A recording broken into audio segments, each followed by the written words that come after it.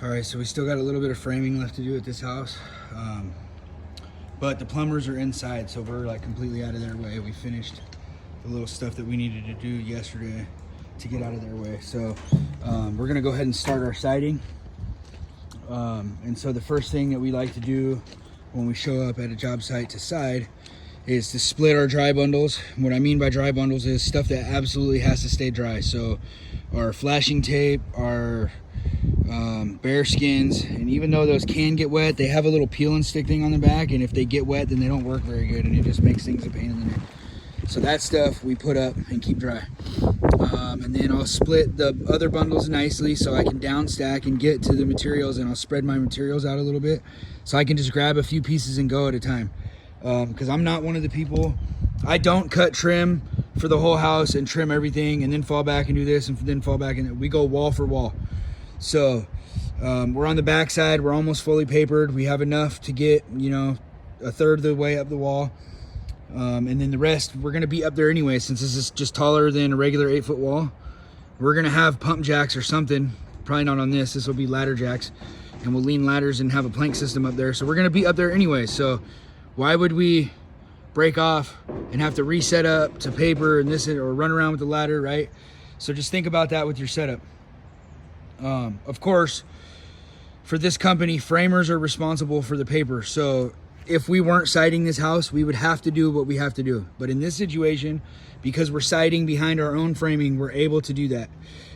So we built our cut table over there. We got 3 sawhorses that we can run our planks on top of. And that's just quick setup. So for like this wall, we can almost reach all of that just off of sawhorses and plank, right? So we get 3 of those, and that allows us to run about 40 feet of wall. And then we brought our pump jacks today. And so we have some subfloor contraptions for the bottom so we don't sink into the mud on the backside. And when we get high enough on that back wall, we're gonna get those set up, and I'll show you how to set those up when we get to it. So we show up, build our cut table, and over there you'll see I put some sheeting in front of the window, and that's just to protect it, because I'm gonna do most of my cutting under there, under cover, because the weather is still turning on us, so there's mud and everything everywhere. And then split the bundles, down stack my material, and then I think about, like, right, so the delivery guy left us a bundle of Hardi plank over there, and he left one over here. So from this corner going around the back, I'll probably use this. From this corner going that way around the back, I'm gonna use that pile, right? So it's less distance to carry. I'm gonna cut most of, from this corner all the way around back, off of the table right there under cover. And then next week it's supposed to be nicer weather, and then I can move the table over here and cut for the rest, I guess. But we'll see when we get there. Those are just things to think about when you're setting up to do your siding, because cutting Hardi board in the rain sucks.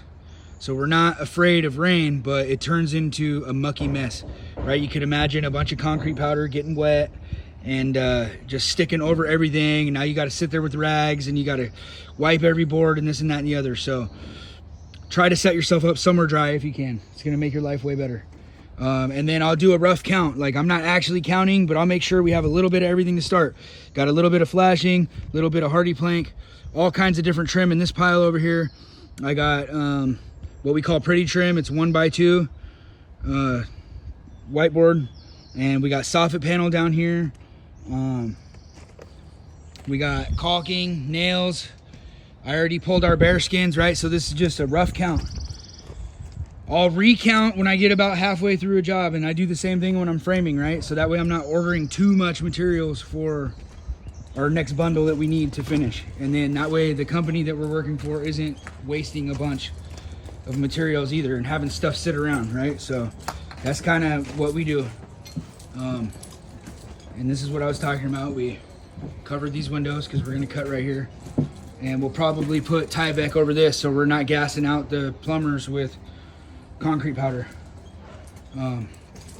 Got those covered to secure the glass, and I won't really be cutting too much on that corner, so I'm not worried about it. But this, I can slam stuff. It's just gonna be all right.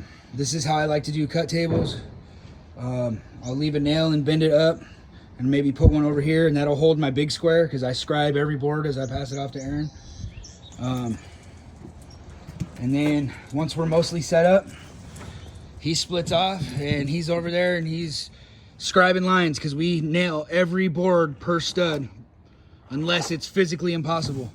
So he's getting our layout up, and I already down stacked some of our trim, but I'll get to that and I'll start loading up the table. And by the time he's scribed in, then he'll probably grab the stapler and pull, because we have a piece of paper coming around that corner. He'll pull that, staple that, and then he'll start taping right here probably. And by the time he's done taping, I'm gonna have at least enough stuff on the table in order to start, which is gonna be our 5/4 by 4 trim. In this case, it's gonna be Hardi trim. I'll have a couple sticks of flashing if I need it. We're not gonna need it for a while because there's only one window, and that's the only thing getting flashed up there.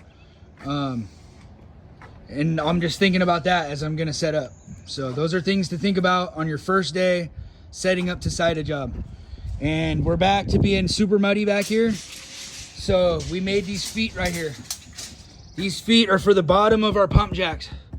And when we get to that, we'll take a video, because there's not very many good videos of that on YouTube that I can find. So we got to be way up there. So what we have for us is 2 poles, 24-foot poles with 12-foot extensions. So we can get 36 feet in the air, or 3 stories, which the peak up there is about 3 stories. So, and we'll show you how to do that. But the reason we make this contraption like this is for the foot to sit in, and then it spreads your weight out when it comes to this mud down here. And that'll keep us from sinking, and it'll be way safer. But that's where we're at. That's a brief rundown of what we got going on. And again, so if I'm cutting here, I need stuff to walk on to get to him. And he needs stuff starting out to walk on to not be sinking into the mud, right? So we're trying to be as comfortable as possible. Being comfortable adds to your efficiency.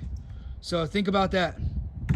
And if you see him, he's tapping in nails into the wall. He's double checking that we're actually hitting studs, because we're particular about that, right? If you look at Hardi plank installation guidelines, it says nail every stud. And you need that in order for it to qualify for warranty work. So keep that in mind as a builder or a customer.